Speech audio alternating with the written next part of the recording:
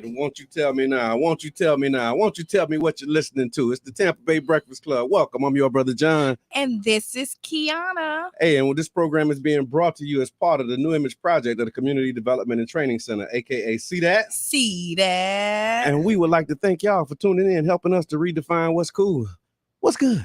You know what? It's Wednesday. It is. They call it Hump Day. Hump Day. Yeah. So we halfway through the week. Yeah. You know what? What's good is like just life, right? Just life itself. It's just life is good. It's just really good. Yeah. Like I was sitting and talking to somebody the other day, and it brought tears to my eyes. She was talking about. I was telling her I did a podcast and I'm on the radio and all of the stuff. She said she loved to hear people talk about that because that's what her sister wanted to do. Her sister passed away. Oh, wow. And she said whenever she see people or hear anybody talk about it, it just reminds her of her sister. Okay. You know what I mean? Yeah, but it just brought tears, because that's just kind of like a little sore subject. But that is a moment, though. To hear it. And she was like, I just love to see people follow their dreams because I know my sister would be doing this right now. Yeah. So, No, that's amazing. So just appreciate life. Yeah, I'm with you on that. Yeah, it's kind of hard to be upset and grateful at the same time. Oh, say it one more time. Yeah. It's kind of hard to be upset and grateful at the same time. People do it. It's hard though. It's hard. To truly be grateful and appreciative. Yeah. Selfish little people out here. Selfish little people. It's What's on Your Mind Wednesday too, y'all. So definitely feel free to give us a call, 727-637-2416. Definitely give us a call. Let us know what's on your mind. What's on Your Mind Wednesday. We want to shout out the 6th anniversary celebration and fundraiser, Saturday, April 2nd, featuring international and local artists. It'll be from 12 a.m. To 8 p.m. No, not 12 a.m. 12 p.m. to 8 p.m. Let me slow down. Live and virtual event, 50/50 raffles, refreshments, entertainment, vendors. Going to be a lot of great artists. Come on over to 3521 5th Avenue North in St. Pete. And then there's an awards banquet that will follow. We got to put on some clothes. Oh. We got to put on Sunday's best. Yeah, we got to put on some britches and some vines. So you watch TikTok. I do. Brandon, what you got on? Oh, yeah, the one you just showed me? Was that one? No. You ever hear the little boy, Brandon, what you got on? I haven't seen that one. They always ask me, don't worry about it, sweetheart. Oh, yeah, I did see it. Don't worry about it. I got on that splat. I got that splat. Wow. So that's what so on the second, we're at the award ceremony. We don't worry about it, Don't worry about it, sweetheart. Don't worry about it. We're going to bring out that splat. So come on out. And it's the awards banquet. It is at the Manhattan Casino, 642 22nd Street South. Again, for more information, you can give us a call, 813-419-2035, or you can go to 99jamstheberg.com and get more information about that. Tag a friend, y'all. You listening to the Tampa Bay Breakfast Club. There we go. Yeah. So speaking of TikTok, right? There was a post with Aunt Shirley. I don't know if you saw it with Aunt Shirley. I don't know. I'm going to try and find it. I'm going to try and find Aunt Shirley because they were giving Aunt Shirley a hard time about spelling a particular word, right? I'm going to see if I can find it, and then I'll play it because I think it's like I want to know what your thoughts are on this and what your opinion is of this. Let me see if I can pull this up real quick. While you pull it up, good morning, Quan. Good morning, Margaret. Yes. Tag a friend, tell a friend, share the page. That's all I see at this point. Nah, there's more viewers there. I just don't see. Just can't see them. Right? I can't see them, but they're there. They there, but we just can't see you. So tag a friend, y'all. Let them know that the Tampa Bay Breakfast Club is on the air. We live. We are all the way live. Tampa Bay Breakfast Club is all the way live. We all the way live. We all the way live. Okay. You remember that? Yeah, okay. Of course. Come on. So here we go. Let me see. That was house party days. That's when I'm just saying, like you had house parties at that point. So that was the song. We all the way live. We all the way live. Let's see if we can hear this one. Hold on. Okay. Let's see. Turn it up. Daddy, come here. Okay, y'all can't hear it. I'm gonna put it on the mic. Amazon.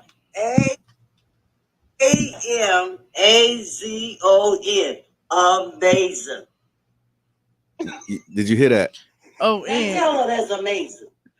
Oh, she totally spelled that wrong. Well, I'm gonna tell you. You see that right now? Sure. Amazon. Amazing. So they got a picture of an Amazon. Amazon. But this is what Aunt Shirley say. I don't know. Amazing. No. Amazon. Yeah. Hold on. They bring, they like UPS, FedEx, and what's the other? It's still amazing. I guess it's amazing. So, good morning, Damien. So it's on my Facebook page, but I'm with Aunt Shirley. It's amazing. It's amazing. I mean, because Amazon comes. It ain't Amazon. It's amazing. and I think it speaks to how our language and the way we talk, because the way she sounded it out, because they asked her, they said, okay, sound Amazon. Yeah. And that's she says amazing. And they say, oh, Shirley, well, who bring the packages to your house? She say, amazing. And then she started scrolling because she I got my own account. I'm trying to get set up on this thing because it's amazing. Yeah, I love it. So the new name for Amazon for me is amazing. Amazing. Thank you. Okay. Thank you, Aunt Shirley. I'm with you all the way.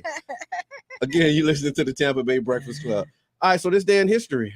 Good morning, Renee. Thank you. Oh, yeah. Renee doing her thing too. I was on the Saturday Morning Shot website, man, and I just saw she everywhere. Everywhere, and I love it. She kind of like Amazon. She's amazing. Yeah, she is. It's amazing. I told you I'm riding with Aunt Shirley. Aunt Shirley, I'm with you when you're right. We with you when you're wrong sometimes too, so it don't matter. It don't even matter. It don't even matter. So on this day in history, March 9th, 1841, Supreme Court rules on Amistad slave ship mutiny. Okay.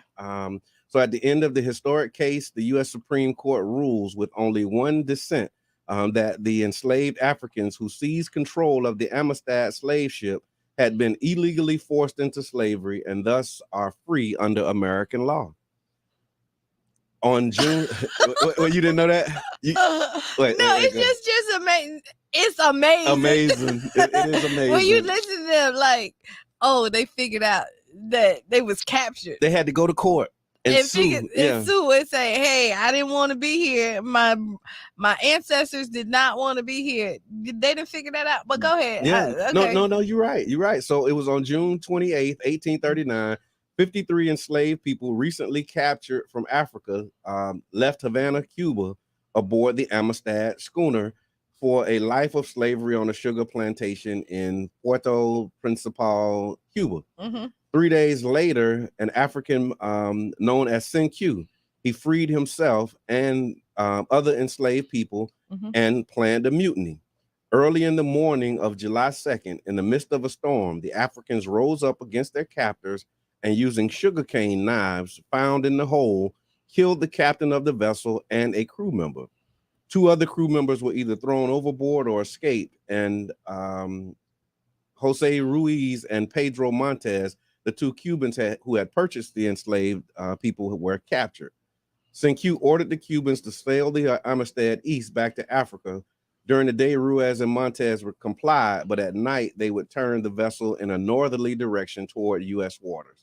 After almost nearly 2 difficult months at sea, during most of the time, the Africans, a lot of the Africans perished.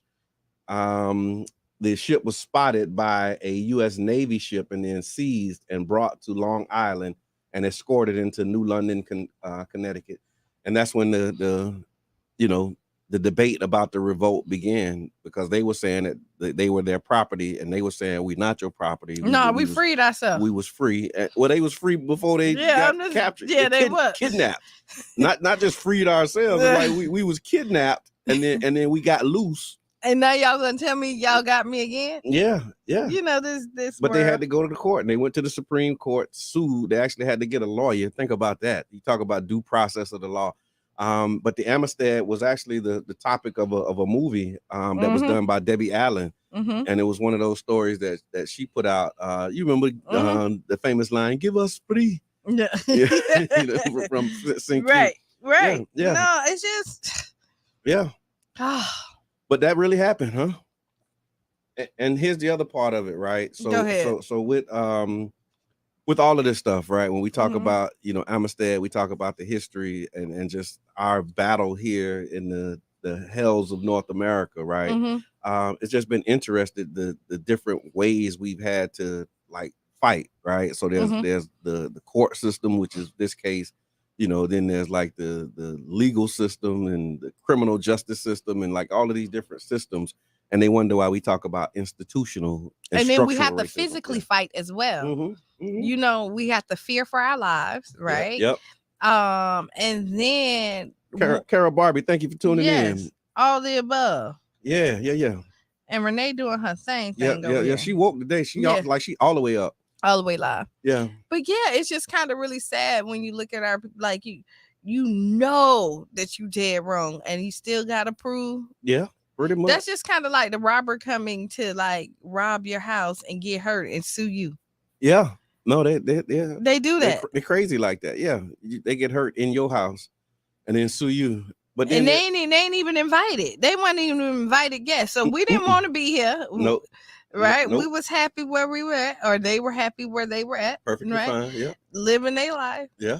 Yeah. And then you take them, they freed themselves to go back to where they wanted to be. Yep. And then you capture them again, and then you make them prove to you that they didn't want to be here. That they should be free. Yeah. Even though when they got off the boat, they said, "I don't want to be here." Yeah. No. Like, just think about that. But look, they didn't just get on the boat. It says they were captured. I know. Right. I'm just saying, when you get off the boat and like, hey, this ain't where we supposed to be. Right. Yes, it is. No, it's not. No. I don't want to be nowhere around here. Oh, well, prove it. I just told you. I don't want to be here. Send me home. Give us free. You know what I mean? And then the other thing that I was thinking about when I saw this is that there are several revolts that have happened. I think they said it was like over 300 revolts that have been documented. Yeah. And there was this policy called meritorious manumission. What is it? Because I probably ain't gonna like it. Okay, meritorious manumission was basically a law that was passed in Virginia and it spread throughout the colonies where it would reward enslaved people for good deeds. And one of the rewards would be your freedom. Okay. Now here's how a good deed was defined. Okay. A good deed was something that benefited or helped white people. I don't like it. So a good deed, like if you saved a white person's life, that would be considered meritorious manumission, and you could actually get your freedom. You could. It's kind of like you get up to your freedom. Up to your freedom. Up to your freedom, but maybe you might have just got a meal. But here's the thing. They said out of those 300 slave revolts, like 99% of them were squashed because of an enslaved person seeking meritorious manumission would snitch basically and tell the oppressor what was, coming. Right. And when they told them, they were able to squash the revolt. I think when John Brown did his thing, a slave told and was received meritorious manumission. Right. Nat Turner, when we talk about Nat Turner, right. and that's one of the most famous rebellions. But it was squashed because of somebody who snitched, right? But again, the motivation for the snitching was this meritorious manumission. So they can get free. Yeah, it was a law that said if you help white people, do something and do a good deed, they'll actually give you. I don't like it. Your freedom. No, I don't like it either. Yeah, but we gotta watch out for it though. Yeah, because they didn't give them the freedom. It's kind of like how they're doing us now. Like hey, go do the research. Right. Do the research. Yeah. And then we'll see. Yeah, they got to do a study. Yeah, do the study. Let's study the impact of your act. Right, and then you can get up to. Right. your freedom, right? Right. It's kind of like Damien said that's what I used to tell police every time I went to jail. Hey, I don't want to be here. Right. Yeah, right. Not quite. All right. So also on this day in history, March 9th, 1997, rapper Notorious B.I.G. is killed in Los Angeles. Christopher Wallace, aka Biggie Smalls, aka Notorious B.I.G., was shot to death at a stoplight in Los Angeles. The murder was thought to be the culmination of an ongoing feud between rap music artists from the East and West Coast. Just 6 months earlier, rapper Tupac Shakur was killed when he was shot in his car in a drive-by shooting in Las Vegas. Ironically, Wallace's death came only weeks before his album titled Life After Death was scheduled to be released. Both of them kind of had albums like that. Yeah. Before they passed away. And they were so young, you forget how young they were. Yeah, Renee, it was 1997. It was that long ago. I mean, you think about it though. Like Pop was 96, and then 6 months later was Biggie. I thought Biggie was first. Pop was first. Pop was first? Yeah.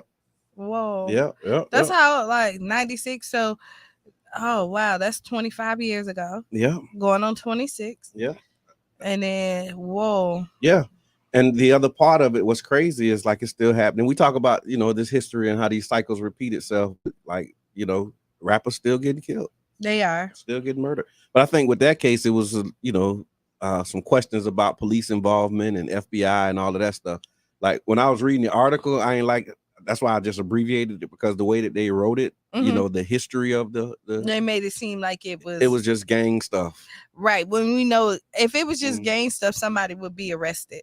Let's say that. So the views that's expressed on this program is not of 99.1 Jam. Yeah, they are the views of the Tampa Bay Breakfast Club. Right. But I do believe if it was just gang stuff, somebody would be arrested for it. Yeah. When so I agree, but no, it was definitely more to meets the eye. But that happened on this day in 1997. Another thing I seen too on this day in history, but I wasn't gonna talk about it, but they were talking about it on the news when I was leaving the house too. Okay, so go ahead. The Barbie doll turned 63 years old today. Oh. Yeah, Barbie. Yeah. 63? 63 was Barbie's birthday. Happy birthday, Barbie. I used to love Barbies. Like so growing up, I used to get a black Barbie, a Christmas Barbie every year. Like that was my thing. Right. And I still have some of them. Yeah. But then, because I want to keep them because they're collectible items, right? Yeah, my granny collect dolls. I don't know if it's Barbies, but she got like a whole wall full of dolls. So yeah, I had but my daughter, when she was younger, decided to open them. Oh. So the open box devalues the collection? It does. So you got to have an unopened. You should. Yeah. Okay, that's what Granny did. Not to mess with Granny dolls. Oh yeah, you're not supposed to, but she got me. Yeah, and the thing with Barbie, which was genius, I guess, for the time, was the way that they would sell you the doll, but then you could also buy the accessories and the clothes. Like that was revolutionary because Barbie wasn't just like a one-time investment, basically. Right. No, they kept make you come back for more and more and more. So it was genius. They still do it now. Yeah, with the winter clothes and the winter Barbie and the Malibu Barbie and the different types of Barbie. And then I was watching the documentary. The answer to that for boys was like the G.I. Joe dolls. Oh, like the action So figures, when the Barbie came, Ken wasn't there originally. Ken wasn't there at first. Oh, she was single. She was single. She was solo. And then I guess the pushback, because culture wars and all of that stuff happens, and then they ended up doing a Ken doll. And then when they did Ken, again, all of this culture wars, it was like, okay, well, these white Barbies, so they started putting out black Barbies and different, you know what I mean? Got it. All of that stuff. But yeah, so Barbie's 63 years old. Happy birthday, Barbie. Happy birthday, Barbie. All right, so in the news, this is one of them things that's in the news, but not in the news, right? From September 19th, 2021 until now, ICE, which is the immigration services, has expelled approximately 18,200 Haitian nationals to Haiti on 165 flights. So remember we were talking about the stuff that was going on in Haiti, the turmoil that they were experiencing, the craziness, the earthquake that happened, the kill of their president. Their president got killed. Still dealing with the ramifications of like prior earthquakes. Okay, where you come from? Oh no. Right? We got a visitor. Yeah, we got a today. visitor. And so but yeah, so people are leaving the country. And since Not willingly. yeah, not willingly. Yeah, but since September, well, some willingly, some leaving. But like if they had their way, they would stay if it was Right. better Now conditions. these people are saying I want to be here, Yeah. but they saying no, we don't want. We don't want you here. They're refugees for real. And so they said since September 2021, 18,000 Haitian nationals have been returned to Haiti. They said according to the International Office on Migration, women and children constitute 43% of the deportees since January of 2021. And 55% of the deportees since January of this year. That's really high. Yeah. That's really like high. More than half of the people who being deported are women and children.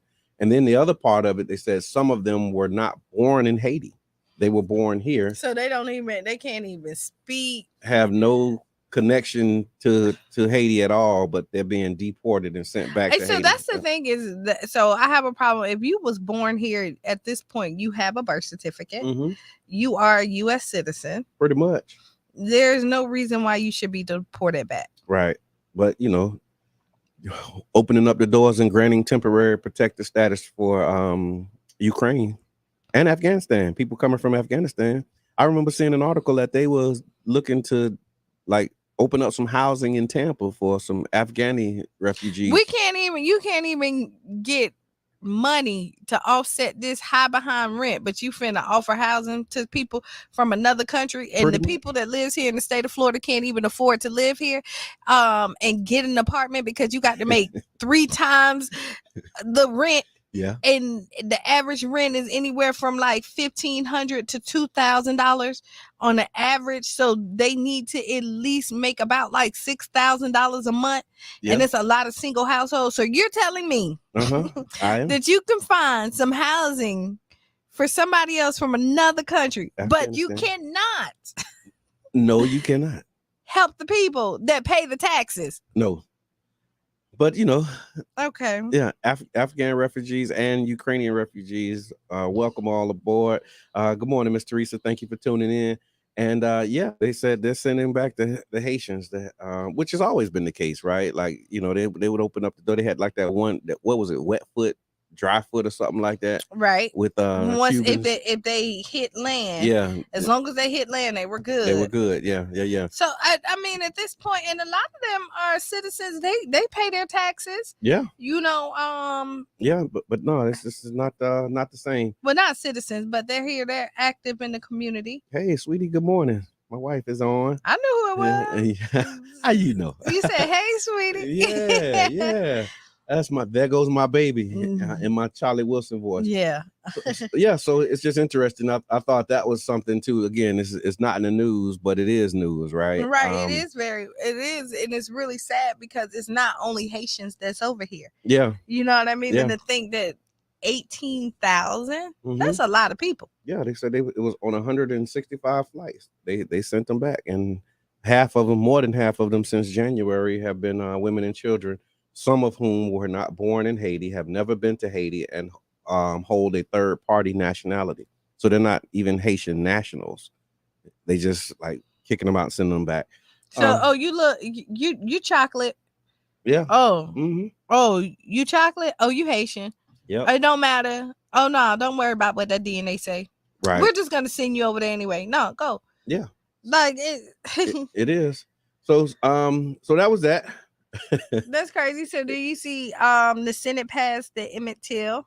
I didn't see that. I kind of saw a headline. I saw a headline. So the anti-lynching bill. Yeah. So now about doggone time. So if somebody lynch you at this point, it's considered as a hate crime. So how you define lynching though? If you hang it from a tree. Okay. Because I remember they drugged the man behind the truck. That is still lynching. Is that a lynching in James Bird in Texas? That's in my mind. It is. Yeah, that's like a lynching, I think. Yeah, it should be. Yeah, but so what's the impact of this? So is it just like an acknowledgement saying that it's illegal and you can't do it within the United States? Like what's the win? So now it is a federal charge. Like it is considered a hate crime.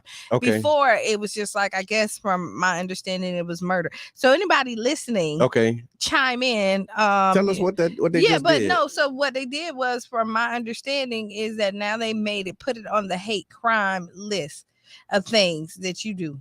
And so it carries more weight. Okay, yeah, and I'm with you, Mr. Reese. It did take way too long to pass that that bill, man. And it's just interesting, these laws. Like you said, you have to have an anti-lynching law.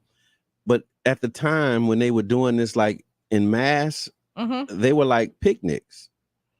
Like they would be advertised in the paper when we did the looking at the St. Petersburg racism study. Yeah, and I like picnics, but we know what the name of the picnic came from. Pick a N word, right? Yeah, and then string them up, right? And I'm talking about like postcards. Like it was a book. What was that book called? They weren't nice people at that point. Without sanctuary. You know, like you think about it, if as entertainment for you and your family to come out and sit there and you say, "Hey, mom, he looks like a good one," and the mom say, "Yeah," and then look at the husband, because this is how it's going in my mind. Okay, y'all. Look at the husband, how do you determine? and then the husband say, "Oh, he picked a good one." Yeah, and then he hit his friend. Hey, look what Johnny picked. Yeah, that one right there. One, yeah. And then he looks like he could be trouble. Yeah. Yeah. Let's hang that one. Yeah. Oh, they make up something. You know.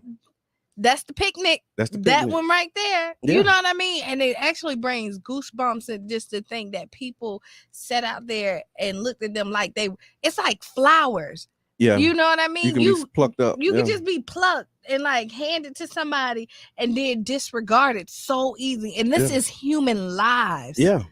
Yeah. Our people who experience this, and you know, again, the idea, right, of you know, what they would do is they would even break into jail. So you know, we talk about due process of the law. We talked about Amistad and how they went to court. But what they would do is they like trump up a charge on you and say that you did something that you did not do.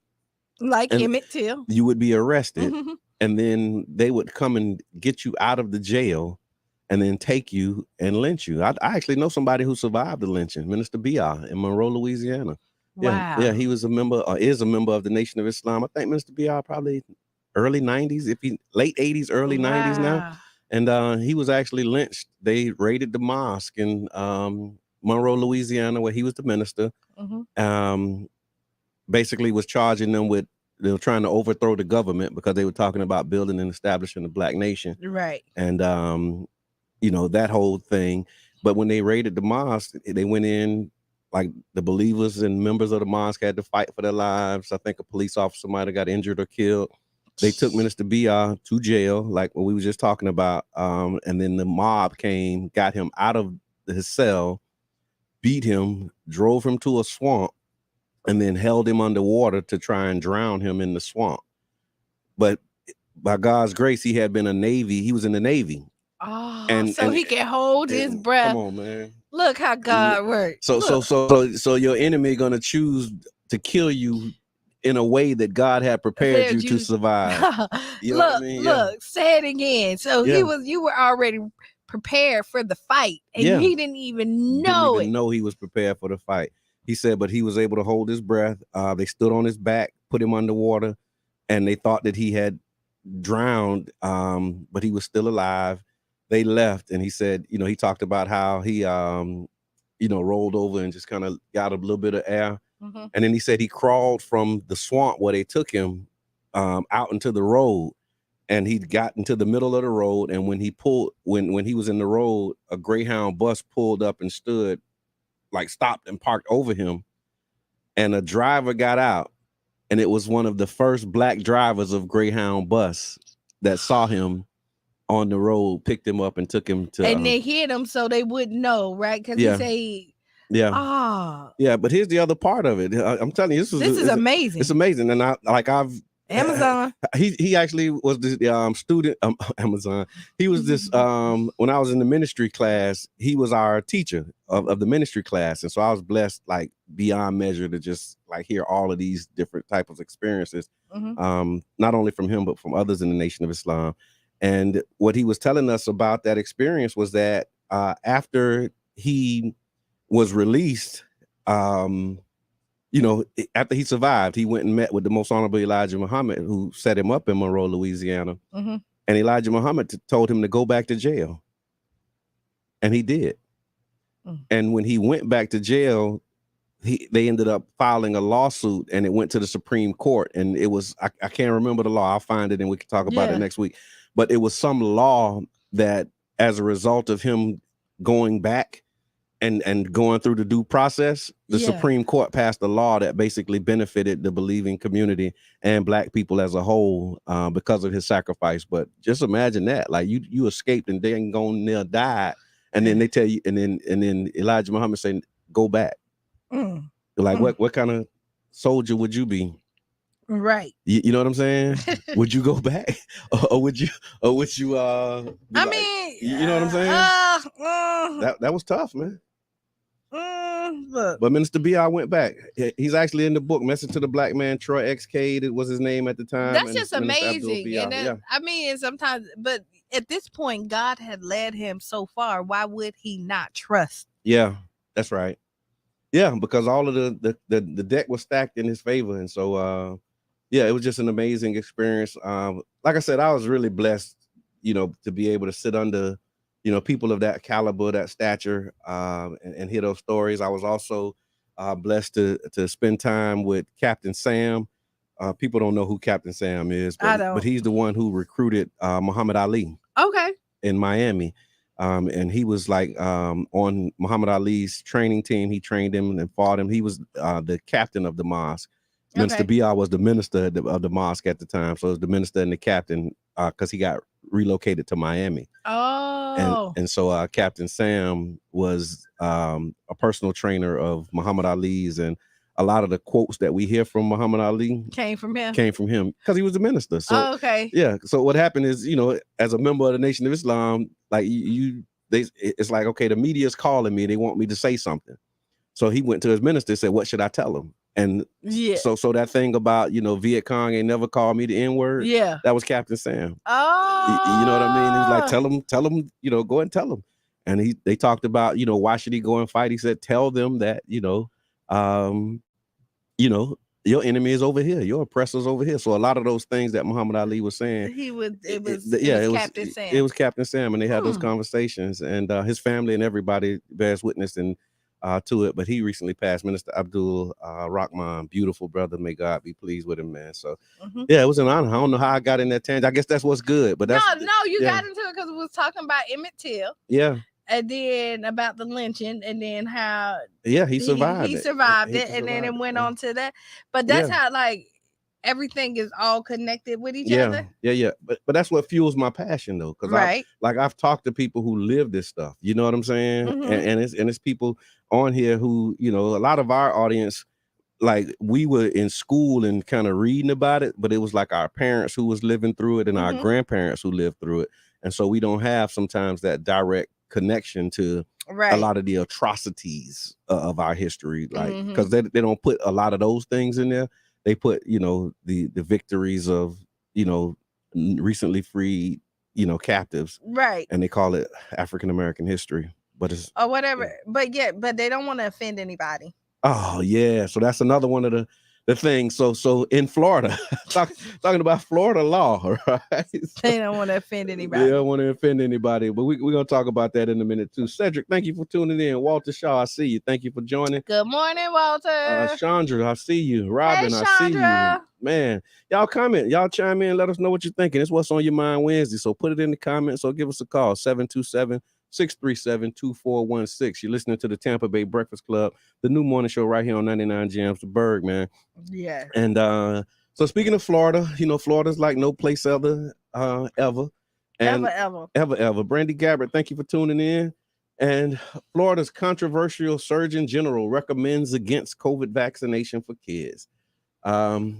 again, we'll start off this section with the views expressed are the views of the Tampa Bay Breakfast Club, not necessarily the views of 99 Gems. Right. Or the Surgeon General at this point. Or its affiliates or whatever. but Surgeon General Joseph A. Ladapo has been an outspoken critic of pandemic-era safety measures such as quarantines, wearing face masks, and vaccines. Florida's controversial Surgeon General announced on Monday that the state is breaking with guidance from the CDC and will be the first state in the nation to recommend against giving the COVID-19 vaccines to kids ages 5 and under. Surgeon General was speaking at a roundtable with DeSantis and medical professions who oppose a lot of the CDC recommendations, but they didn't elaborate. More than 15 million people in Florida have become vaccinated against COVID-19 since the first doses arrived in December 2020. Even DeSantis at one point promoted the vaccine as a way to slow the spread of the virus, which has killed roughly 71,000 people in the state since its first infections were reported 2 years ago. I guess basically it says DeSantis's public support for the vaccine faded over the summer as the deadly Delta variant swept through Florida and the nation, leading to overcrowded hospitals and killing more than 10,000 people in the state alone in just a few months. Rather than pushing vaccines, DeSantis focused for weeks on treatments like monoclonal antibody cocktails for people who had already been infected with the virus. He also led one of the high-profile fights against the Biden administration over mandating vaccines for health workers and large businesses. And over the fall, he pressed Florida lawmakers to hold a special session to enact rules prohibiting such requirements. That's what's happening with COVID-19 in the state of Florida. How you feel about it?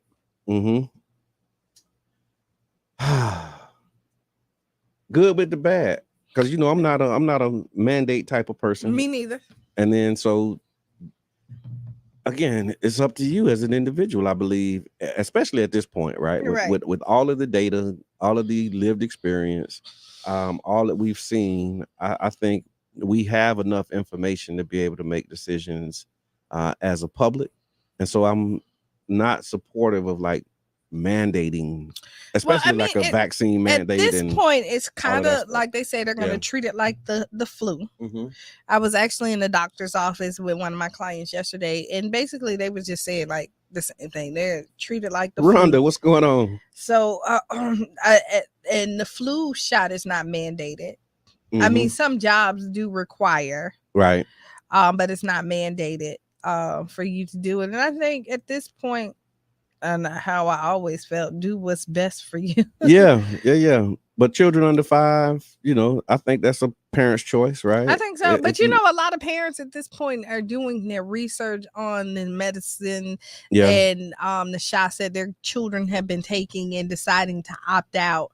Right. To not do that at this point. So this would be another thing. Yeah. And it basically said he just speaking out against, and recommending against it. Right. But it's only a recommendation. Like they can't pass a law. It's really up to you on whose recommendation. And this you follow, is the land of the free, right? So you should be able to recommend. You really said that? Yep, I did.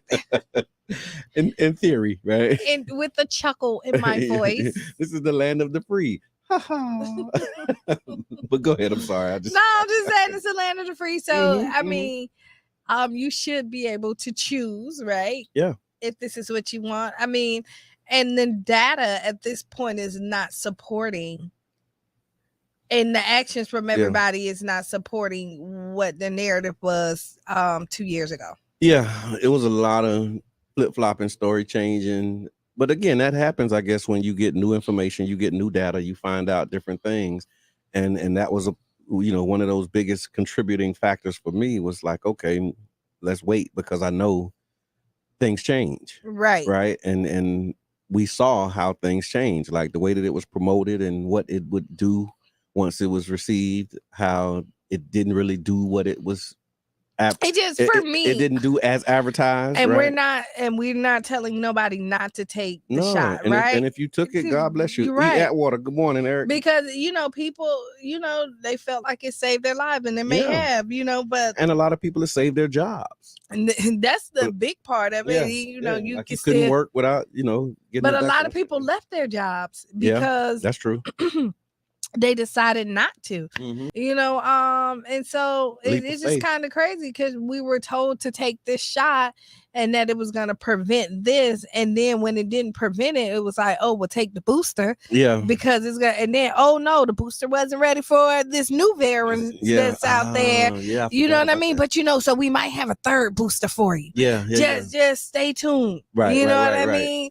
And at first they said it would stop the spread, and it was like, no, it won't really stop the spread. It's just to stop you from getting real sick if you actually catch it. Right. And then it was like, but the only people that's spreading it is the people who don't have the vaccine.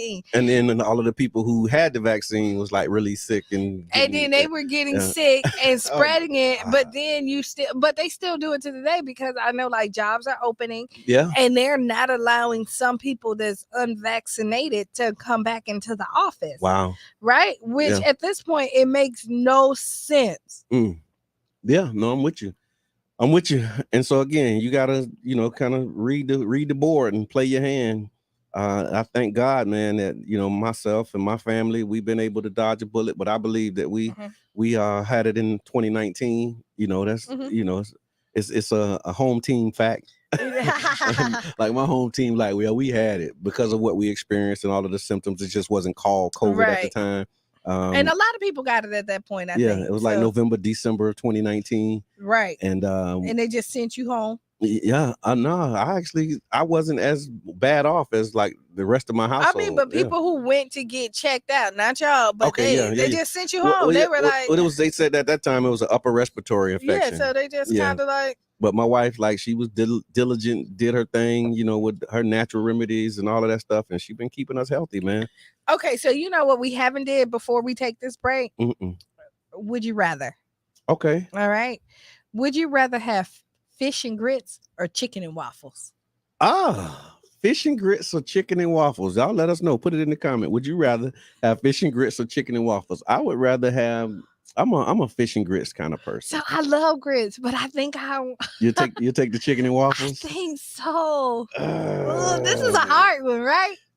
I don't really do chicken and waffles so tough. Though. You don't? Not really. I mean, I will, but it's not something I be checking for. So like shout out to Mel, like Chef Mel, right? I go to Mel, and she got both, right? And then like the red velvet, waffles that Mr. Edmond is like crazy about, like that's how he was promoting the truck, right? Right. And but I never had them. I always go with the fish and grits. So I like chicken and I like grits.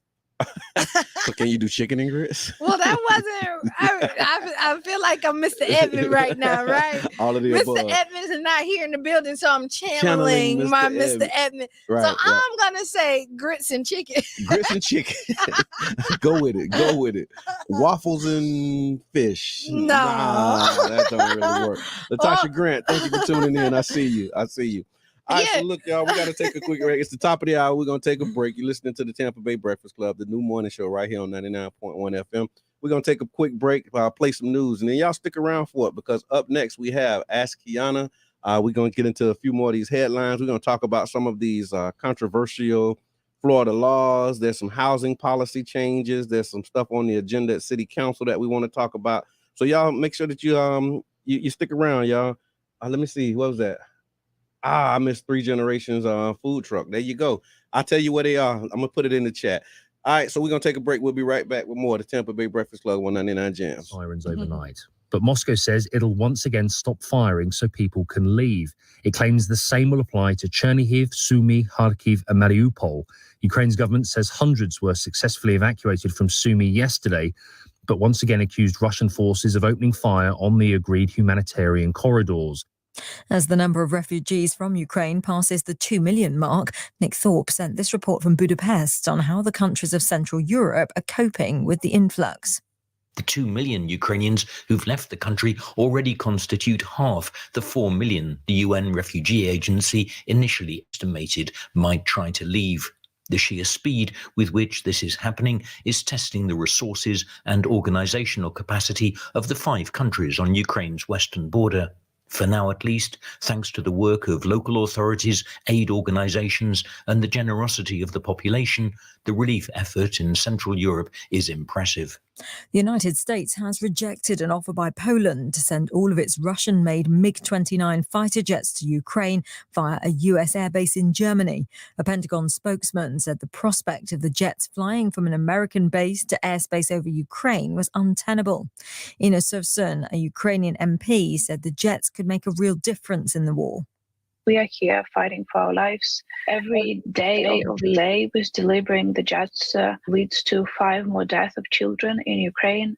So we would really be happy if those delays were, dealt with. We are willing to take them any ways possible. Just tell us where to get them. We shall get them. Our pilots are ready to get there and to fight.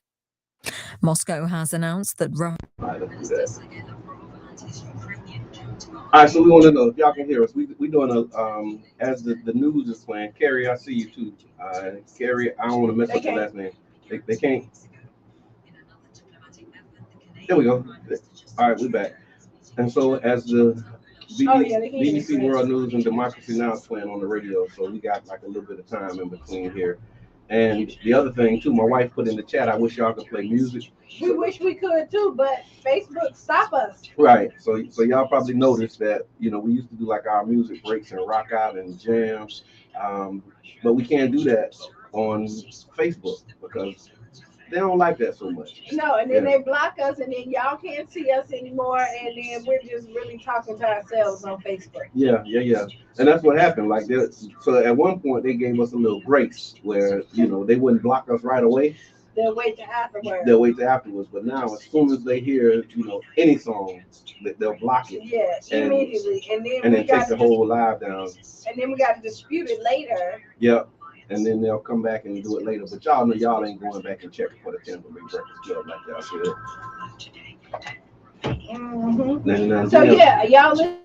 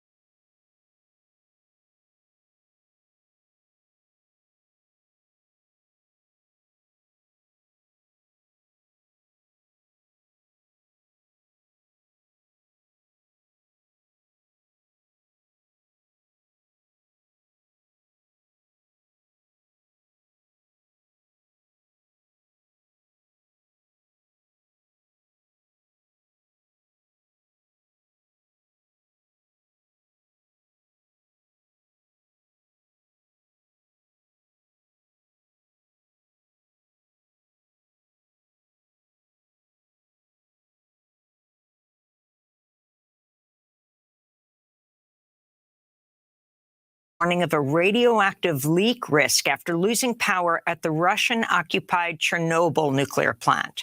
Meanwhile, a Moldovan oil tanker appears to still be burning in the Black Sea nearly 2 weeks after it was reportedly hit by a Russian military strike. Ukrainian President Volodymyr Zelensky became the first foreign head of state to virtually address the British Parliament Tuesday, where he told lawmakers over 50 children have been killed since the start of the Russian invasion. The UN said 1 million children have become refugees at a pediatric hospital in Kharkiv. Doctors report treating children with critical injuries. We have operated on 4 children suffering from shrapnel wounds or bullet wounds. Sadly, one little girl died yesterday. She was admitted on the first night of the aggression and invasion of our country. Yesterday, another little boy was admitted. The boy was inside a multi-story residential block which was hit by a missile.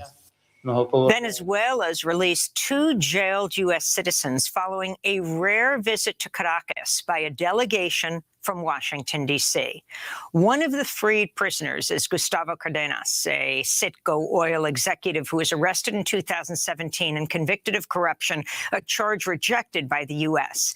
The other is Cuban-American Jorge Alberto Fernandez, reportedly accused of terrorism for flying a drone. The White House said talks about releasing American prisoners were not related to a possible easing of sanctions on Venezuela amidst the Russian oil ban. In Guatemala, a massive data leak has revealed the multinational mining giant Solway Group bribed local police and other officials to repress indigenous resistance to its destructive open-pit nickel mine in the town of El Astor in the eastern Izabal region. Leaked documents show Solway, which is based in Switzerland, hid evidence of environmental destruction in the region, including the pollution of a sacred lake, spied on journalists who investigated the mine, and intimidated and bribed local communities leaders. The report was published by Forbidden Stories and was led by 65 journalists around the world. All right, welcome back to the Tampa Bay Breakfast Club. I'm your brother John. And this is Qiana. And this program is being brought to you as part of the New Image Project of the Community Development and Training Center, aka CDAT. CDAT. And we'd like to thank y'all for tuning in, helping us to redefine what's cool. So a lot of ground has been covered, man. A lot of good stuff is happening in the community. I think we need Damien. If you're still listening, Damien, I need you to call us up, man, and tell us what's going on in the city. Like he did such a wonderful job on Monday of just giving us a quick rundown on what's good and what's going on in the city. And I actually have an appreciation for that. And so I'm moving the phone a little closer. If you're listening, Damien, and you got time, I know you be at work sometime. You might have to slide in the back of the truck or something to make that call. But definitely hope that you can give us a call and let us know what's going on in the city. Tina East, thank you for tuning in. The Would You Rather. I see Tasha Edmonds said fish and grits. Okay. What would y'all rather? Would you rather do fish and grits or chicken and waffles was the Would You Rather question of the day. Would you rather? Tell us. We like to know. And also, we want to remind you again that the 6th annual 99 Gems anniversary fundraiser and celebration will be Saturday, April 2nd, featuring international and local artists. And it's who we got here? Shay the Entertainer. We got King Russell. We got the Specialist. We got Buka Book. Undercover Rasta, the band. Buck. That's how it went in my mind. Okay, sorry, that's how I go. Yeah. Exactly. You got Wayne Stoddard. You got Sojo. Yeah, but Undercover Rasta. Do the thick girl. I do the thick girl. Yeah. Cute in the face, thick in the Sojo? waist, and watch me ride. That's Sojo? Ride. Yeah, that's Sojo. Okay. See, look, I ain't have Sojo. I ain't have it. But Sojo is actually going to be present, and it's going to be an amazing time. It's hosted by Shauna B. Also, your favorite host from the 99 Gems family. So you'll have the Tampa Bay Breakfast Club. You'll have King Jab, the voice of the people. You'll have Adrian West from If It Ain't One Thing, It's Another. Sister Hughes. You got Tony Charles. You got, DJ R1. Did you say Tampa Bay Breakfast Club? I think I might have did. Oh, if you didn't, Tampa Bay Breakfast Club. Yeah. Give it up for me. Yes. And then make sure you come to the award ceremony and wear that splat. That splat. Don't worry about it. Don't worry hey, about Brandon, it. what you got on? Don't worry about it, sweetheart. Don't worry about it. Because there is an awards banquet at the Manhattan Casino that will follow the celebration. Again, for more information, you can give us a call or you can go to 99gemstheberg.com. All right, so ask Qiana. Let's go. We're gonna find. Is it heavy today? Let me look. It's not that heavy. I don't think it's too heavy. I think we needed a break from the heaviness. But I mean, it's real life stuff, right? So we actually really get emails or, and everything is anonymous. So if you have a question that you want to be put on the air and want us to talk about it, send it to us. Do the Ask Qiana. I mean, I think it's insightful and it's helpful, not only for you, but even for me, because it keep me on my toes and make me think about things that I might have not thought about. Absolutely. And that's the segment. So Ask Qiana. So, dear Qiana, I've been married to my husband for 12 years. We consider each other to be our best friend, except he refuses to allow me to see or use his iPad. He has it password protected. We have been together since high school and have maintained a very good relationship. I'm not sure why it bothers me so much that he refuses to let me see his text messages or emails. I don't think he's cheating, but my intuition is sending me warning signals that this can't be good. Should I be concerned, and should I confront him? Oh, that's a hard one. Okay. Let me tell you why. So it's not heavy, it's hard. It's yeah, I mean, a little bit of both, right? Yeah. Because when you think about it, a lot of people say if it ain't broke, why fix it? Yeah. If y'all on that, so I would probably kind of feel the same way, I'm thinking. Okay. But then the other side is I do believe that people need their own space. Okay. Right. So where I have a problem with is that you're not allowed to. Okay. Yeah, he said he refuses to allow me to see or use his iPad. Because it's hey, baby, let me get the iPad. Nah. So that would definitely send up a red flag for me, right? That's what she said. It's different if you don't want me to. Like, nah, that's my stuff, and you. Okay. But to not allow me to, it's like, what's in there that I can't see? Right. What conversations are so deep that I can't, so it would definitely send up a red flag for me. Yeah. Hidden communication lines. That's kind of the root of that, right? Right. And so it's like, who are you? So it brings up so many different, who am I married to? Are you a different person? Really? Because it can't get, because he like no to the iPad? No, but it really go all the way out there? Because you're leaving your mind to wonder. And it could go really deep. Like, you think, are you the Ted Bundy? Like, you know what I mean? Doing on the, that he don't want me to see. Kind of, y'all best friends. Y'all been together since. Y'all. I want to hear from the people. Yeah, let's talk about this, y'all. Shayna, I see you. Yeah. She says, Shayna says she up. I'm working.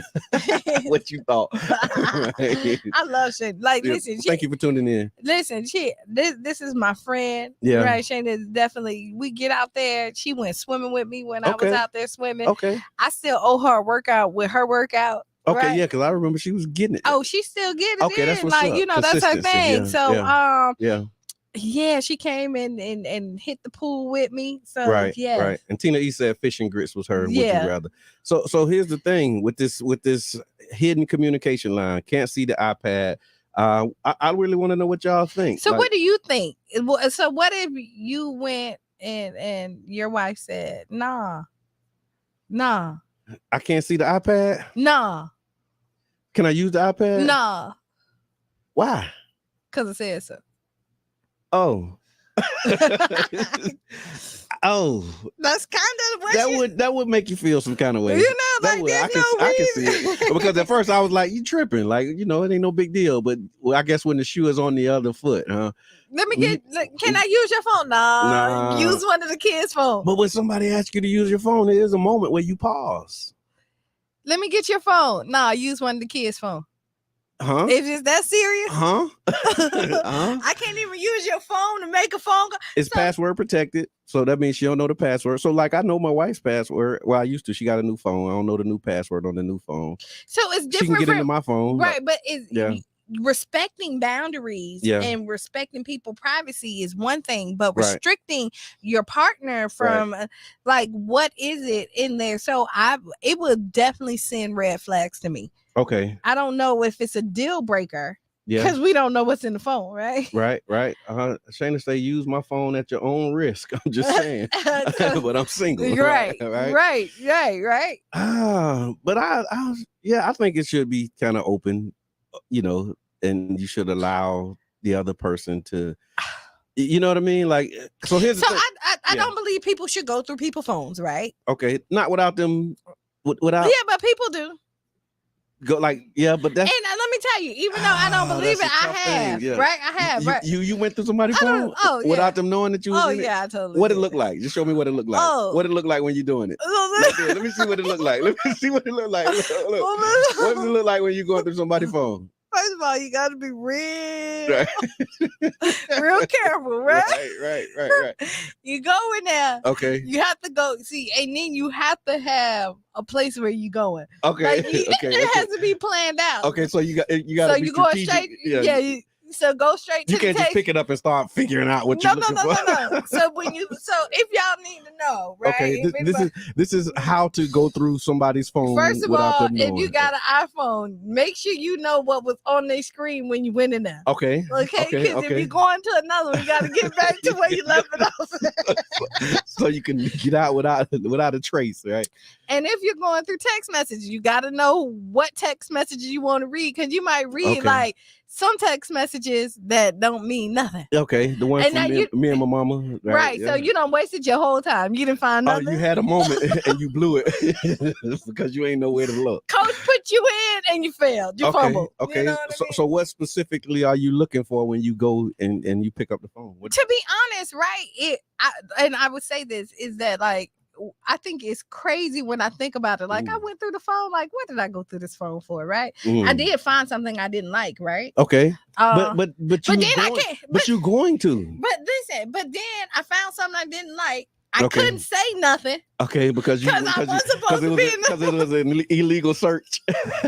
you violated the Fourth Amendment, so it wouldn't hold up in court. All I do is got a little nasty attitude, right? Oh. And then the person know that you went through my phone. No. Oh, no. Man. Yes, you did. No, I didn't. Yes, you did. So then flip it. Okay. What's in your phone that I can't see? Oh, that's because you got to deflect. You can't own your stuff. So what? Let me see the phone now. Yeah. Since you don't care, let me see. Let me see the phone now. Oh, the bait and the switch, right? Right. But no, I do believe in privacy. Like, all jokes aside, but I don't think that there should be. Okay, so I believe in privacy, but I don't think there should be privacy in a marriage. That makes sense. Exclusivity. So right. Let's say that. Curiosity kills the cat every time. If you're looking, you already know. Right.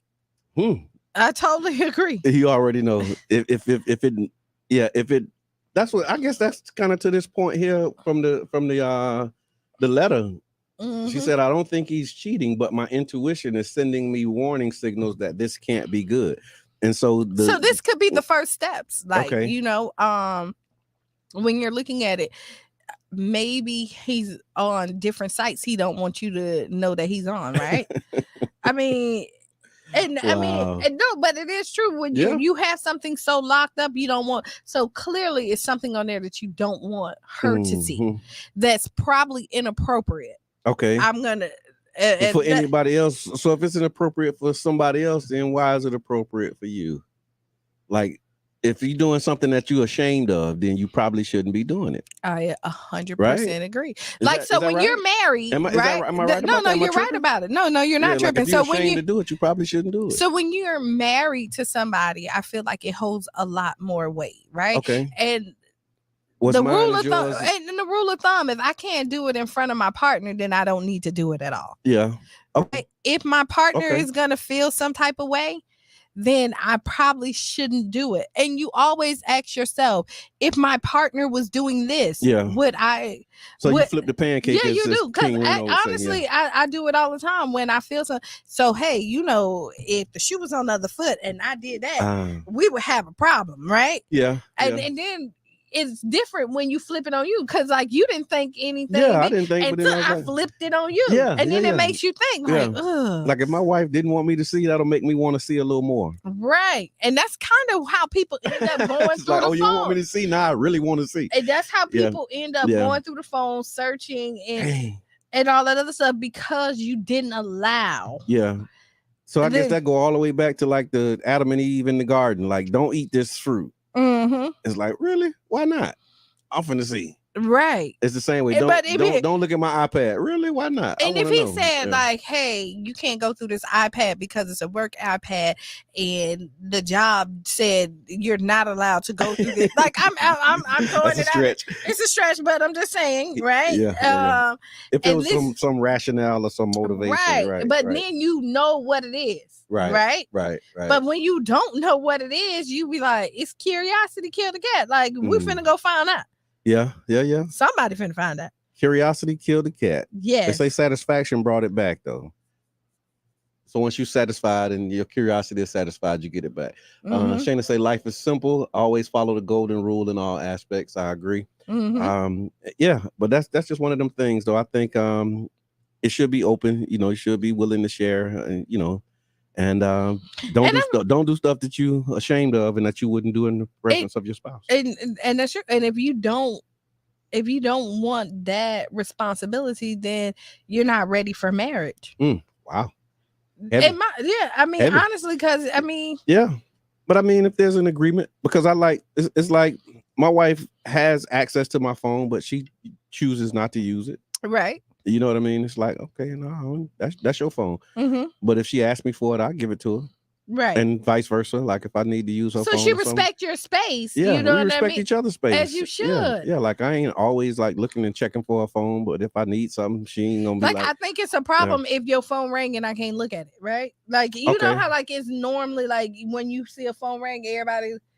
So here's the thing too that I just thought about too, right? I guess it's a matter of interpretation and observation. Because like when I'm on the phone, I like to walk and talk.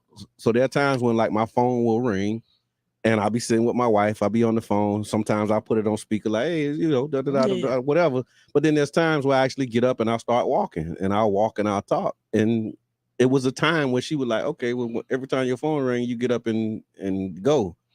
Like that was a question. Right. You know what I mean? What you say, a red flag. But it's like, this is me. Come on. Come on. Like, but you explain, right? Yeah. Oh, of course. And that's what I'm saying. So it's a difference from explaining, right? Because y'all in it together, right? Than just saying accept it. Right. And yeah, and I guess the other part about it is it's true. Like I don't have to make up stuff. Right. Because you know, like what you said, oh, well, this is a work call, and it's like, no, this is so and so, and you know, I walk and I talk and I just like to, you know, like I think because usually like people walk, like when I walk away, it's typically because I don't want nobody else to hear the conversation, right? And a lot of times my phone is on speakerphone because you know iPhone sometimes suck right regular way if I don't have my earbuds in. But I mean that will send up a red flag. It's like every time your phone ring, you get up, walk away. Like who are you talking to? Right. And what is it that you talking about? But those are things, even if I know who you talking to, what you talking about that you don't want me to hear. And that could be the most secure relationship too. It's like little small things. That's what I'm telling you. We 30 years together, right? And it still be like, hey, okay, what is that? But it's like it's nothing. But then once you realize who your partner is and you have a good understanding and y'all talk about it, then it ain't an issue no more. Oh, that's just what it is. And she knows she can follow you around the house with that conversation. Absolutely. And contribute to it. If, you know, if such she desires. But a lot of times she don't be studying that stuff I be talking about anyway. Like, you know, so it's just good stuff. All right, so that was Ask Qiana. Man. Support local radio, y'all. And there's ways you can do that. You can listen live or catch the replay on facebook.com/Tampa Bay Breakfast Club. You can also listen online at 99jamstheberg.com. Download the TuneIn Radio app and find WUJM 99 Jams. You can also donate today, advertise your business or sponsor a show. And we really would like to up that, right? You can donate, advertise your business. So like a lot of people got, you know, that money for businesses. And now you need to promote your business. Well, what better place to promote your business than on a community radio station that's listened to by the community that we're looking to serve? So, in your community. In your community. Your community. That's how we say it in our community. Right? And sponsor a show. If you want to sponsor a show, you can do that as well. Also, if you have any events, if you're doing an event, reach out to us and you can actually have the radio station come out and broadcast live from your event. So they'll provide the music and also do it live. It's the TuneIn radio app. Shayna asked what the app is. So it's Tune, like, you know, like you're tuning into a radio dial. It's the TuneIn radio app. Good morning, Marilyn. I see you. And y'all know this is What's on Your Mind Wednesday. If you want to talk about the Ask Qiana or you just want to throw something else out there that you want to talk about, give us a call, 727-637-2416. And every time I see Marilyn, it reminds me about this election in Clearwater. Okay. It's on March the 15th. It is an election because we do have listeners that are listening all around the Tampa Bay area. That's why it's the Tampa Bay Breakfast Club. So Clearwater, man, get out and vote. Like there's an election happening. I don't know if y'all, you know, paying attention, but like it's some stuff happening. And I think in 2 of those districts, there's an opportunity to have, I don't know if these will be like the first Black representatives. And you should, because this is a off election. So, and typically with it, and because it's not during like the primaries or the general, only like 22% of the registered voters come out to vote in these elections. So if y'all don't know what 22% is, that's like if it's 10 of us in here, only 2 of us gonna vote. Right. That's what that means. Yeah. That means 8 of us not, and 2 of us will. And we wonder why we in the position that we in. Right. You know what I'm saying? Like, so get out there. If you're in Clearwater, get out there and vote. Yeah. Please do. Find your polling place if you need to. You can go to votepinellas.com, I think it is. And you can look up, you basically just put in your address and it'll tell you what your precinct is, where your polling location is. And also, if you like to volunteer, because we're actually making calls. So if you want to volunteer to make some phone calls, put it in the inbox for the Tampa Bay Breakfast Club, and we'll get you a list, and you can actually call some voters in Clearwater, let them know that the election is happening. We're also going to be doing some issue ID. We're looking to take the show on the road and get up there in Clearwater and see if we can meaningfully contribute to some positive progress up that way. And let's go. Yeah, come on, man. Yeah, let's go. Let's go. Because this is Pinellas County. Let's go. Let's go. And you know, Pinellas County, man, is a tough nut, and it can go either way. You know, like Pinellas County, if you don't know how important Pinellas County is in elections and politics in general, typically if Pinellas County go red, the rest of the state goes red. If Pinellas County go blue, the rest of the state goes blue. When they look, now it ain't always like that, but 9 times out of 10, that's how it is. So just imagine how important Pinellas County is. And Pinellas County is a lot of Republicans. So it's really hard to switch it blue, but it's definitely possible. Absolutely. Because I've been on some campaigns where we have. And we've seen it done. But you can start exercising that muscle next Tuesday, March 15th, by voting in the Clearwater municipal election. 2 races that we've been really giving specific attention to. I think it's 4 and 5. I'm not sure if there's others on the ballot, but it's Clearwater City Council District 4 and 5. And again, I'm not telling you who to vote for, but 2 people that I want you to just pay attention to: Miranda Douglas and Jonathan Wade. Take a look at those 2 people, and do your deep dive. And they're running in districts 4 and 5 in Clearwater, respectively. All right, so we're not telling you who to vote for, but just remember those people when you go in there. Miranda Douglas and Jonathan Wade. Check them out. Yeah, check them out. So while we're talking about that, you see, Russell Wilson has been traded. Yes. Didn't see that. Yes, to the Broncos. And he's a Seahawk, right? He was. Not no more. Like forever, ever. He was there for a long time. Oh, right? he has been. Okay, so they traded Russell Wilson. Huh? Yeah. No. How you feel about that? I don't really follow. I mean, it's football. It's football. I feel you on that. Yeah, I mean, he's gonna get paid regardless. Him and Sierra be all right. And I know they kind of lift them up as like an ideal family situation and all of that. Yeah. So shout out to them. Good. Good I mean, he still got a job, so that's good. Yeah. Like they ain't let him go. Well, I mean, they traded him. He didn't do like Colin Kaepernick though. He wasn't like like all revolutionary with it. So. No. I think he might have been on the conservative side of a lot of those debates too, right? Like he wasn't really movement minded. I want to say that's true, but because I'm not that knowledgeable, I don't want to like put that stamp on it. Okay, gotcha. I'm with you on that. Like, yeah, you know what I mean. But everybody can't be the Colin Kaepernick. You know what I mean. But we should. We should. Yeah. So, how bad is Dunkin' Donuts customer service? Well, I don't even like Dunkin' Donuts for real. Okay. Like. Every time I buy a donut, I feel like it's kind of stale. Sorry, Dunkin'. Okay. You know, now this is the facts of Qiana. Like these are when I'm gone, 9 times out of 10, the donuts are kind of stale. Okay. They typically don't get my coffee right. Okay. I'm a coffee drinker. Okay. So it's a way. Yeah. So yeah, it's hit or miss. Because some are better than others. Like there's one Dunkin' that don't get my coffee right, and then there's another one. It's like I rock with them. But I saw it online. There was this conversation about Dunkin' Donuts customer service and just I think, matter of fact, Carla B, the one and only Carla B, used to host the Tampa Bay Breakfast, used to co-host the Tampa Bay Breakfast Club with us and does amazing work in the community. She was talking about her Dunkin' Donuts experience, right, with customer service. And then on the post, there was others who, have set up their kind of de facto Dunkin' Donut protest. And so I just wanted to ask, how bad is Shayna this? She said it's terrible.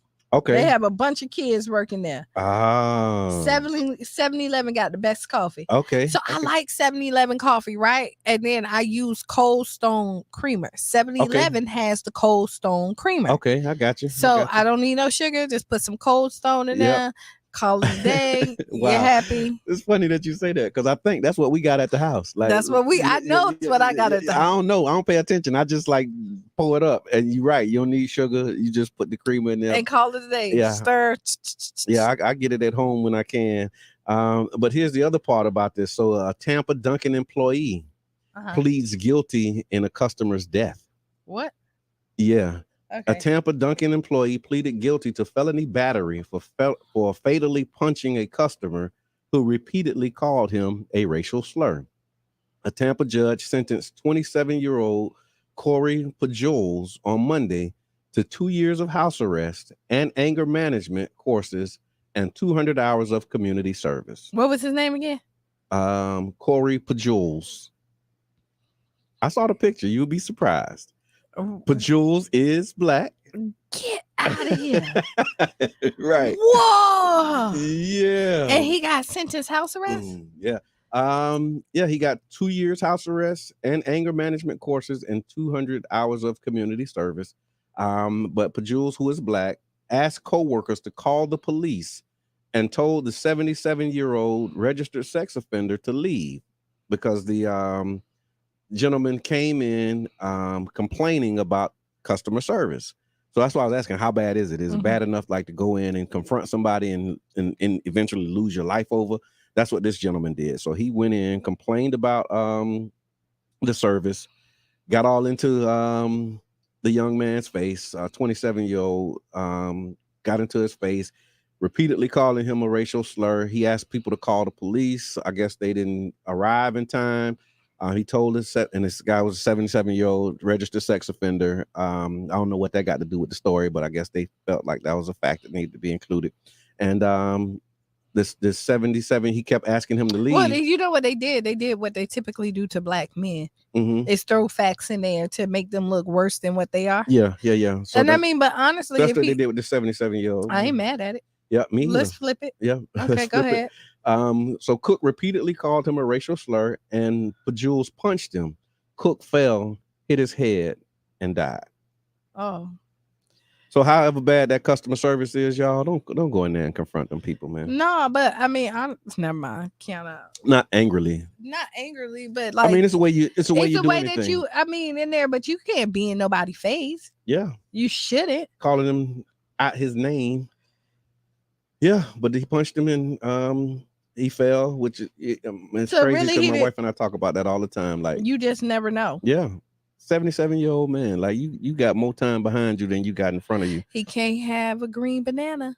What does that mean? You don't borrow time, like you said. Okay. You can't have a green banana. Yeah, because you can't wait till it get right. Okay, you might as well get you a yellow. You can't have a green banana. So I never heard that. Okay, there you go. Yeah, okay, I appreciate that. Yeah, I'm not buying him a green banana. I think with that. I absolutely think with that. But I think that was interesting because again, I saw the story about the I saw the comment about Dunkin' and their customer service, and then to see this article, like I guess it's something to it, right?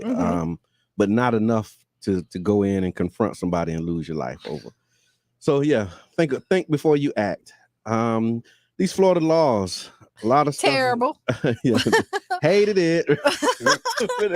Hated it. But criminal systems reform laws, some of the things that we talked about, I think we talked about those though. We talked about all of them. I don't mean the gossip, but you ain't heard it from me. The Florida governor is doing a terrible job. Yeah, well, he's doing for his constituents. He is like this is crazy. He like representing somebody. So, okay, don't say gay. We talked about that on Monday, right? So I have mixed feelings about that one, right? But don't say gay. Don't say gay. Mhm. I mean, I'm almost okay with it because it says from kindergarten to 3rd grade. Yeah. Right. And Yep. honestly, you really, I don't know if you should be having organized conversations with About people sexuality and sex and from kindergarten to 3rd grade. Yeah. You know what I mean? Yeah. Like that. But that's what I saw was that they're not, like, it's not happening, and it's more of like you legislating to stop something that's not really happening. And so then here I am on the fence is what's next. That's the other part of it. That's the what's next gonna happen, because you're addressing something that doesn't happen. Yeah. So like you're putting something in law right there, but it's typically to piggyback on something else. Yeah. Oh yeah. And then So- you got to really read in the law and see what the details are, the nuts and bolts of it. Because they always add extra stuff that don't have nothing to do with that bill or Yeah, that law yeah. that you don't know. Like, you know, like don't smoke inside, but then you could drill 100 miles off the shore. Same one. Yeah. Yeah, it's all in the same I bill. remember that. You know Yeah, what I yeah, mean? yeah, And you be yeah, like, wait, hold on. What How do I vote? drilling? Because I'm against this part of it, but I'm okay with this part. How do you vote? Right. So Yeah, you know, it's yeah. really because you really have to read these bills That's true. and see, because they do throw little slick stuff in there. And so again, where we're at with it is what's next. And then you Yeah. know, the Stay Woke, they changed the name. It's Yeah. gonna be Stay Woke. Stop woke. Yeah. Stop Woke, Yeah. or whatever. They don't want us to read articles about Amistad And all this other, Yeah. and because they don't want to feel uncomfortable. yeah. You know. And the other part about Stop Woke that we talk about, and we've lifted it up, but you know, if just in case you missed it, it doesn't just apply to schools. No, it applies to jobs too, Yeah. and diversity training. Yeah. And saying that like you can't do this training because you may be sued as a company Yeah. because you want a better atmosphere for your job. And like, okay, I'm gonna say this again. Again, you may be sued Mm-hmm. because you want to create a better atmosphere for your company. How about that? And talking about the differences of cultures and the lived experiences of people of color and Black people in particular may upset or make some folks uncomfortable. And if they feel that way, they can actually sue. That's Stop Woke. But man. I mean, what do you do? I don't know, because Do you bucket and take it to court? no, then you know what? Let's pass it. I'm gonna And teach you anyway. And no, I'm sending in Reno. Yeah, send it, Reno. But actually, I'm gonna be the first to file the lawsuit. Yeah. Okay. Like, let's be the ones that file. Since it's for Okay. everybody to feel uncomfortable. Okay. Heck, we've been uncomfortable all this time. Now it's Come in on. law, so let's Come go on. ahead and flip the other side of the Yeah. pancake. Yeah, your education, the stuff you've been teaching us, been making Right. us uncomfortable. Right. And it's so subtle, some of it. And in other parts of it is overt. I saw a friend of mine post on Facebook, and I forgot who it was that posted, but they said their teacher, a teacher for their student, it might have been two below, a dude Terry.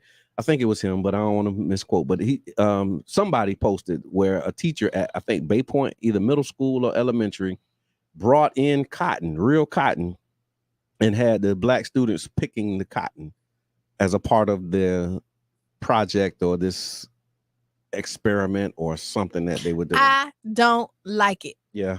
You know what I mean? Like, I just don't like it. Yeah. Like you bringing in cotton for, students to pick. If I want, so can that parent sue under this law? yes. Can you yes, can you sue you and say should be able. you brought cotton to school and told my son to pick it? So that made us uncomfortable. So now we're gonna sue you. Right, because if I Right. wanted my son to learn how to pick cotton, I would take him myself. Oh my God. If I wanted it, like that's Like, something if that was a thing that I wanted to have happen. it would Yeah. have happened. Right. And no, I don't. Right. Wow. Yeah, because then it was like there was teachers who had students in blackface, and then they was doing the thing with the whips at one point, right? And I think like it goes so far. So that means we right? can sue for this stuff. We can. It goes so far, Yeah. and I'm all about freedom of speech, right? Mhm. And things like that. And I don't think that everything everybody do need to be attacked. Okay. Cancel. That's what they call it. The cancel. Yeah, culture. I don't like the cancel culture. Right. No, I hate the cancel culture. Right. Especially when it comes to comedians, because that's the one space that you can kind of say whatever and like just lighten the mood, and the fact that they can't say anything. Because you think, let me come back. You said you can say whatever. You can't really say whatever. Not no more without offending people. Because like like our Bernie Macs. Yeah. Him downstairs. You can't say that now, you won't be able to say that. Like, you know what I mean? The things that he said, and we laughed, and everybody didn't get so offended about everything. So I do think that we are a little soft on a lot of stuff. Okay. Sensitive. That's the word. Sensitive. Oh, I can't say soft. Okay. Sensitive. Sorry if I offended anybody, because that wasn't my intention. Right. Or maybe it was. Yeah, man. It is what it is. I want to take some of these comments though. Oh, go ahead. For Shayna say, why would that ever be something we need to learn? We should never experience that.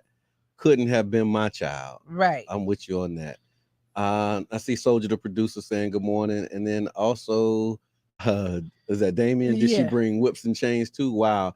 I would have went to jail that day. I don't think she did. But I remember an article where they had some students who brought some chains and whips, and they were acting out. And so this is the thing, it's different if I decide as a Black student that I want to recreate it, right? But would you?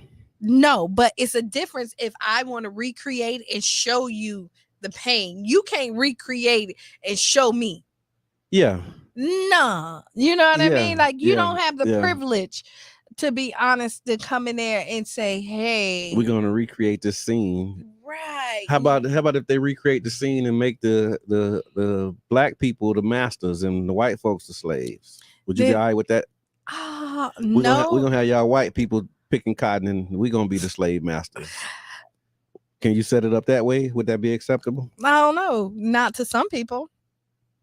Not to a lot of people. Them white parents. You had my child. How dare you? Them Karens, right? Yeah. If you had a white child picking cotton and a Black person being the master, I wonder how again, because it's flipping the pancake. It doesn't sit well. Yeah, it doesn't sit well. And this is why But they'll say that's not accurate depiction of history. But it's like, that's the point. We want you to see what the lived experience of our people was.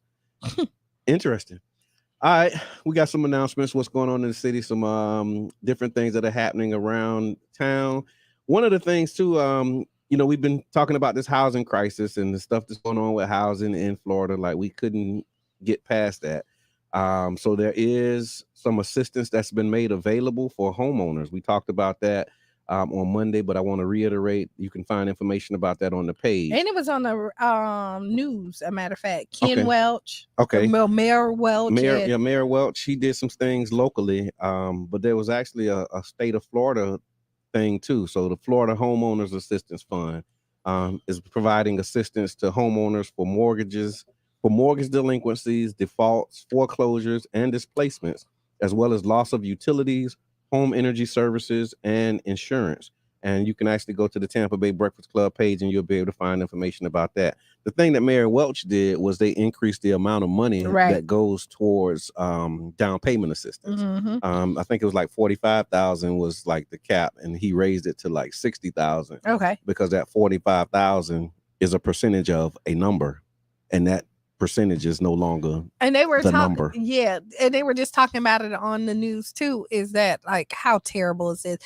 Is that like a teacher that's coming in that's making maybe $45,000-$50,000 a year? Okay. When you purchase a house, it's supposed to be 3 times your salary, right? Yeah. And where can you find a house you should here? You should be able to. You should make more than 3 times of whatever the mortgage is, right? Right. Like so when you're looking at the mortgage, it's 3 times your salary.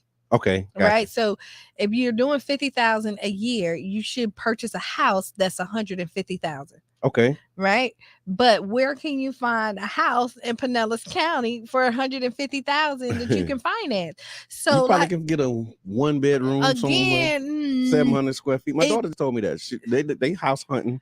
And bedroom, 700 square. No, they saw a 2-bedroom, 760 square foot house for I think it was $160,000 Wow. or something like that. Yeah. So yeah, Tony Shaw's in the building. That's what they were talking about, and then they were saying just how the Black community is behind.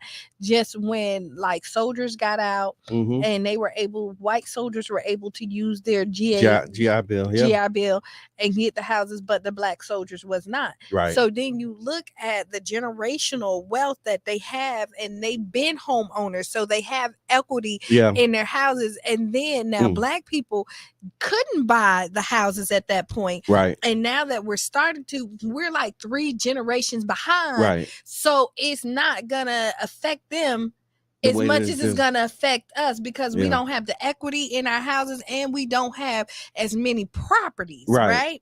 And so how the and chips it hasn't been passed down, and so the chips they use the mortgages, then the equity to finance colleges. Right. So it's and like how to you buy other houses and things. Because once you get and people don't realize this is how you create wealth. Right.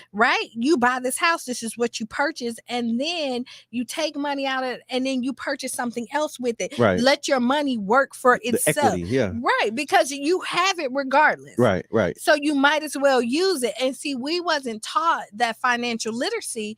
And so we're already behind the 8 ball. Right. But now that we're catching up to the time. Yeah.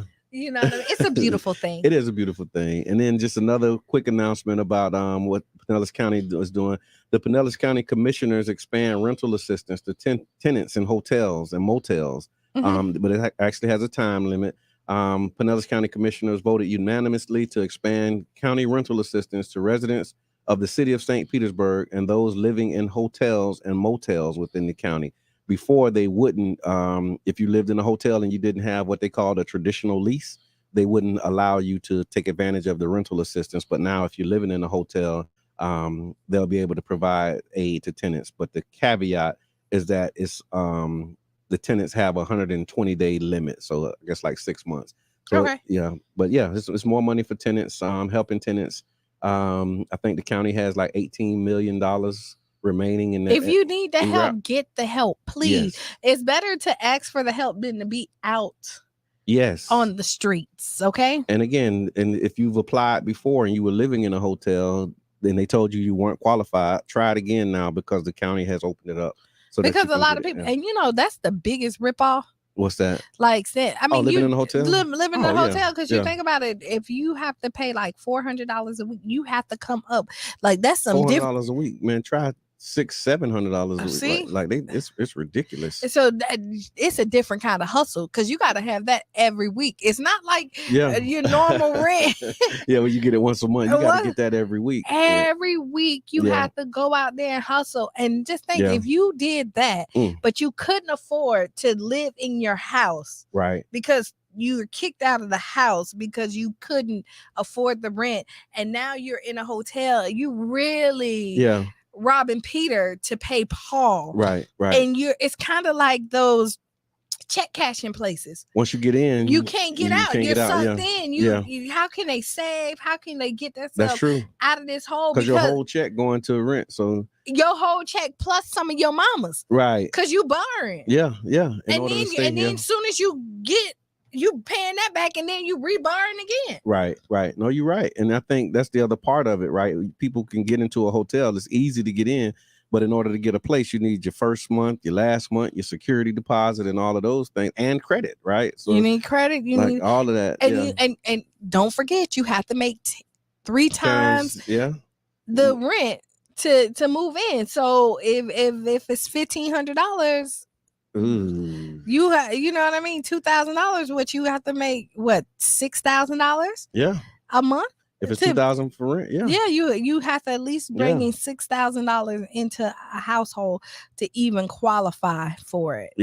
Without being cost burden is what they call it. Right. So we got some challenges, man. Last thing, and then we're going to land the plane. I saw that the city workers, another thing that Mayor Welch did was he changed the policy where newly hired city workers who are part-time employees with less than 5 years at the job will receive $15 an hour. That starts on April 1st. Happy about that. Yep. So in 2015, City Council approved the policy where the city's minimum wage for for $15 an hour for full-time employees and part-time employees who worked for at least 5 years. Mhm. So if you were part-time and you were there for 5 years, when they did the increase, it put you up to $15 an hour. But now, if you're newly hired, you can also make $15 an hour. As you should at this Yeah. point, because people stay with the city forever, right? You get this Usually, job. yeah. You know, some people leave, but most Yeah. people stay. I don't think $15 an hour for something that's gonna be eventually your career is not. Yeah, I mean, that's entry. So you're able to start with 15, but I think that here's kind of that age-old debate. You have people, and I talked to some folks this past weekend who have worked for the city for 20 years, and they may be making $17.50. And now newly hired people will be making, something comparable, but don't pocket watch. But at the same time, It is unfair to the yeah. people who've been there Yeah. for 17 years. Yeah. Because all right. So if you look at it, it doesn't do you any justice this now to be loyal to companies. Oh wow. They tell you this, right? Unless they black owned. Come on. Yes.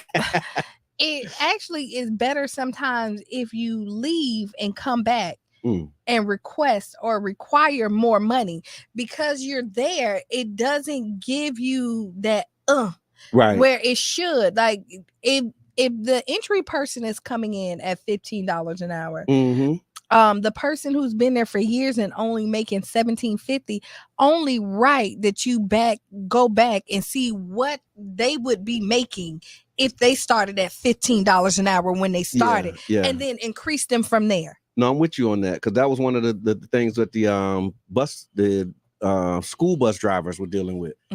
They had school bus drivers who worked 15, 20 years, and they was like making less than what new bus drivers would work. And so we got some nuances and some things that we got to really figure out. And I think it's only fair, even when you do it, that the people been there, their rates need to go up as well. I agree. All right, final thoughts. Okay, so listen, be the change you want to be. I posted a picture of the beach, right? Okay. Last night. Okay. Sunset. Go back and reflect at the end of the day.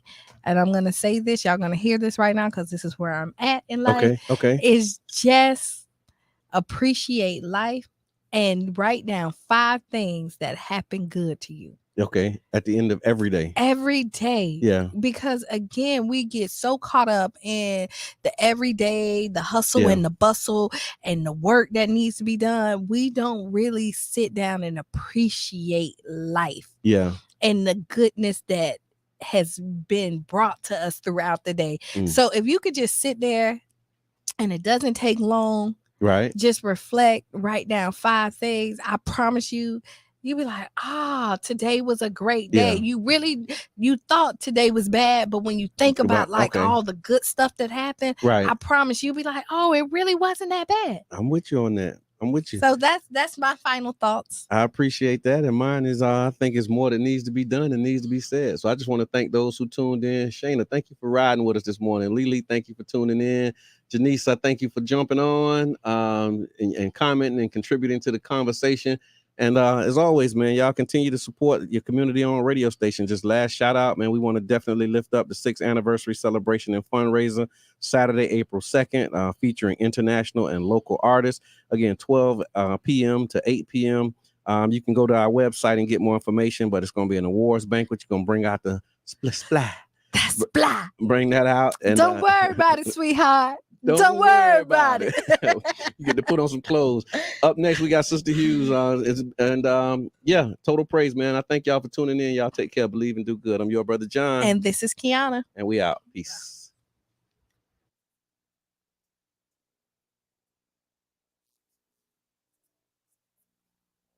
WUJM, St. Petersburg, 99 Jams. Gospel